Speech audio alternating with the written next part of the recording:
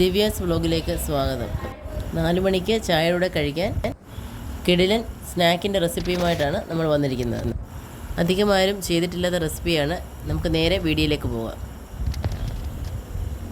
നമുക്ക് വലിയൊരു സവാള എടുത്ത് നമുക്ക് കൊത്തി അരിഞ്ഞ് ഇടാം.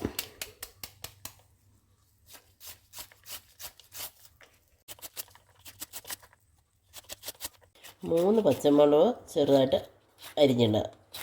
എരിവിൻ്റെ അനുസരിച്ച് വേണം. എരിവ് കൂടുതലുള്ളതാണെങ്കിൽ 3, കുറവാണെങ്കിൽ ഒരു 4 എടുത്തു.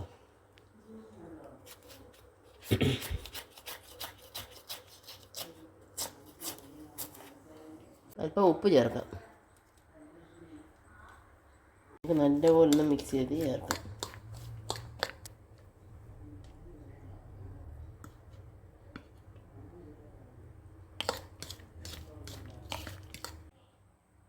നമുക്ക് 3 തവി ദോശമാവ് ചേർക്കാം.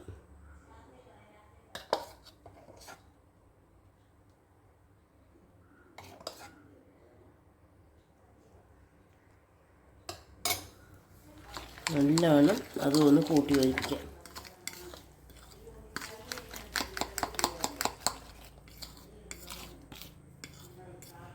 ഉപ്പൊന്ന് നോക്കാം. അല്പം പരുവത്തിന് ഉപ്പുണ്ട്, ചേർക്കുന്നതിനകത്ത്.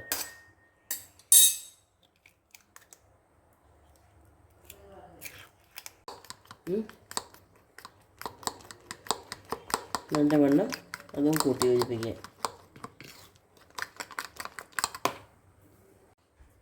നമുക്കൊരല്പം മധുരം ചേർക്കാം.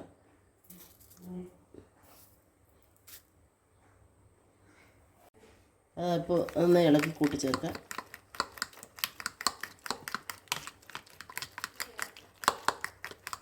അല്പം ഗോതമ്പ് പൊടി ചേർക്കാം. മൈദ ഉണ്ടെങ്കിൽ മൈദ ആയാലും മതി. ഇതിപ്പോൾ ഞാൻ ഗോതമ്പ് പൊടിയാണ് ചേർക്കുന്നത്. ഇനി ഇതൊന്ന് കൂട്ടി യോജിപ്പിക്കാം. അല്പം സോഡാപ്പൊടി ചേർക്കാം. കൂട്ടി യോജിപ്പിക്കാം. നമുക്കൊരു 10 മിനിറ്റ് ഇതൊന്ന് റെസ്റ്റ് ചെയ്യാൻ വയ്ക്കാം. നമുക്ക് അല്പം ഗരം മസാലയോടെ ചേർക്കാം.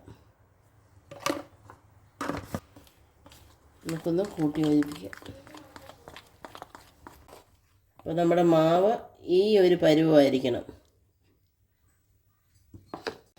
നമ്മുടെ എണ്ണ ചൂടായിട്ടുണ്ട്. എണ്ണയിലേക്ക് നമുക്ക് ഓരോ തവിയായിട്ട് ഒഴിച്ചു കൊടുക്കാം. ലോ ഫ്ലെയിമിലിട്ട് വേണം എടുക്കാൻ.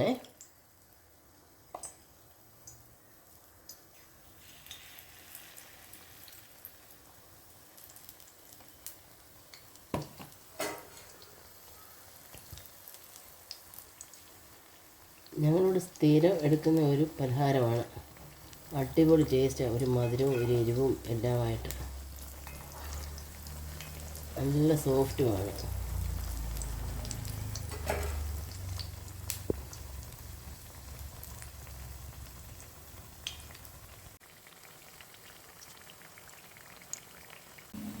ഇനിയിപ്പോൾ സ്കൂളുമൊക്കെ തുറക്കുമ്പോൾ കുട്ടികൾക്ക് ഉണ്ടാക്കി കൊടുക്കാൻ പറ്റുന്ന ഒരു അടിപൊളി സ്നാക്കാണ്.